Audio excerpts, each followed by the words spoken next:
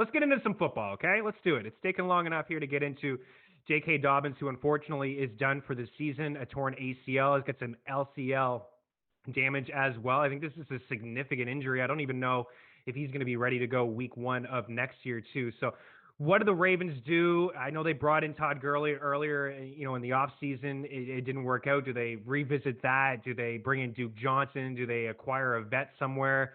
The report out of Houston today that the Texans are going to listen to offers on Brennan Cooks and David Johnson. Heck, Baltimore could probably use both of those guys considering what has happened with the Ravens. And this just happens in sports, doesn't it? At the start of, before a season starts, it seems like the injuries just pile up on certain teams. And this is what's happened here. Rashad Bateman, we had Marquise Brown, Miles Boykin, Mark Andrews hasn't been 100%. Now you got JK Dobbins. Like, are you kidding me? That's like 5 pieces of this offense. It's devastating for a Ravens fan. It's devastating for JK Dobbins and company. So we'll see how this all plays out. But you got Taysom Williams on the team, an undrafted, free agent running back who the Ravens gave a lot of play to in the final part of week 3 of the preseason game before JK Dobbins went down. He finishes the preseason with 24 carries, 130 yards and a touchdown. Justice Hill is on that squad. I think he's the number 3. I do believe Williams is the number 2. I think in deep leagues, if you've already drafted, you can go maybe pick him up for free right now and get him on the roster. I think that they probably bring somebody in, but let's just talk about Gus Edwards here altogether as a whole, because he is one of the biggest risers, of course. He's a north-south runner. He's not really going to be involved through the air. He is going to get some work in the red zone. He had 26 red zone carries last year, which is just a couple behind J.K. Dobbins. He had over 700 rushing yards on 144 attempts. He had 5 yards per carry, which was the 5th best mark in the NFL, 6 touchdowns, only 9 catches on 13 targets. Like, he hardly ran routes. It was J.K. Dobbins running routes, and I don't expect Gus Edwards to catch more than 20 balls in this offense. Lamar Jackson's not that type of running back to just sit and, check down. He calls his own number, and that was part of, I think, why people were hesitant to draft J.K. Dobbins where he was getting drafted, roughly RB16, RB17. This is pretty much where I have Gus Edwards, and I think if you were in on J.K. Dobbins and you liked the price, I think you can feel good about the price and feel confident about the price when it comes to Gus Edwards. No, he's not going to catch 20-plus balls, but he doesn't have to deal with J.K. Dobbins now. And this is a running back, as I mentioned earlier in the show. There's 6 running backs over the last 3 seasons with 700-plus rushing yards. Just 6. I'm sure you can guess them. Chubb, Henry, Aaron Jones, Zeke, Kamara, Gus Edwards. Right? I mean, who's like the one out of that group who's like, wait a minute, you don't belong here? Maybe he does belong here. I'll tell you what, Ravens do a couple things well. One of them is running the football.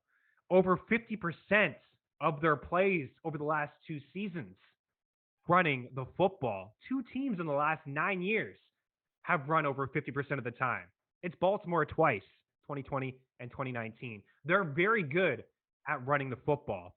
They brought in some weapons over the past couple of years. Sammy Watkins is another guy, my goodness, who's not healthy right now. They bring in Sammy. They draft Rashad Bateman. Marquise Brown was somebody they drafted a couple of years ago. He's been in and out of the lineup dealing with a foot and other things, hamstring, over the past couple of years. So there's they need weapons through the air to compete when it comes down to facing the Bills and facing the Chiefs to take that next step into the playoffs. But this is a team that wants to run the football, and they do it very well. So I got Gus Edwards as RB19. I have him after Clyde Edwards-Helaire, James Robinson, Chris Carson, Dave Montgomery, Miles Sanders. And then after him, DeAndre Swift, Josh Jacobs, Damian Harris. And then you get into some of the pass-catching running backs, Mike Davis, Kareem Hunt, Javonte Williams, Chase Edmonds. Again, I think if you felt comfortable with J.K. Dobbins, if you weren't really worried about the lack of usage through the air or Gus Edwards, then I think you can feel confident about Gus Edwards as a top 20 running back. In a PPR setting, a full point, again, the rankings are updated over at ftmfantasy.com/rankings. He's outside the top 23 for me, but in a half-point setting, even with a lack of catches, I think he's a darn near lock for 1,000 rushing yards, and he's going to get those red zone rushing opportunities and those touchdowns. He's not going to have to deal with J.K. Dobbins. Yes, some of them will go to Lamar Jackson, but at the same time, if there's a handoff, it's going to go to Gus Edwards. So there's a lot to like. If you saw the board earlier with the 10 explosive rush that was just two fewer than Dobbins. And now the explosive rush slash runs, those are runs of at least 15 yards, equal to 15 or greater. I was top 8 in all of football. Top 8. Again, elite company and just two behind JK Dobbins. We've heard people on this show. I've said it before. Emery Hunt came on this show a couple weeks ago and was talking about, just certain running backs in an offense where there's some RPOs or there's a rushing quarterback, how it opens up lanes for certain running backs. And that's exactly what we saw last year with Dobbins and with Gus Edwards. I was drafting live over the weekend when this news happened, and Gus Edwards went end of fourth. I think he does fall into mid or end of third. I wouldn't overreact in the fact that he probably won't be involved in the offense. I do think that the Ravens could bring somebody in, considering what they want to do is run the football. I think potentially they bring in a veteran back. I don't know if it's a Gurley. I don't know if it's a Duke Johnson. Maybe they bring back Mark Ingram. Maybe they just check in on David Johnson. I'm not 100% sure. Obviously, I'm just speculating here, but I think the back that they bring in, I don't think that they'll steal first and second down reps from Gus Edwards. I think maybe they bring in a veteran like a Gurley who could come in and take some third down work or, ease off Gus just a little bit. But this is, again, a guy who has had at least 700 rushing yards as a backup, and as a backup a couple years ago when Mark Ingram was on the squad.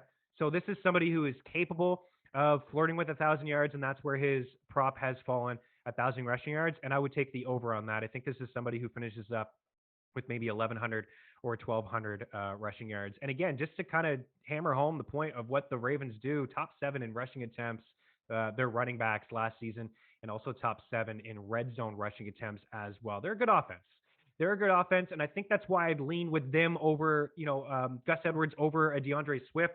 He's nicked up right now. They brought in Jamal Williams. It's just a brutal offense. The Ravens should be able to move the ball a little bit better, and they're going to score some points.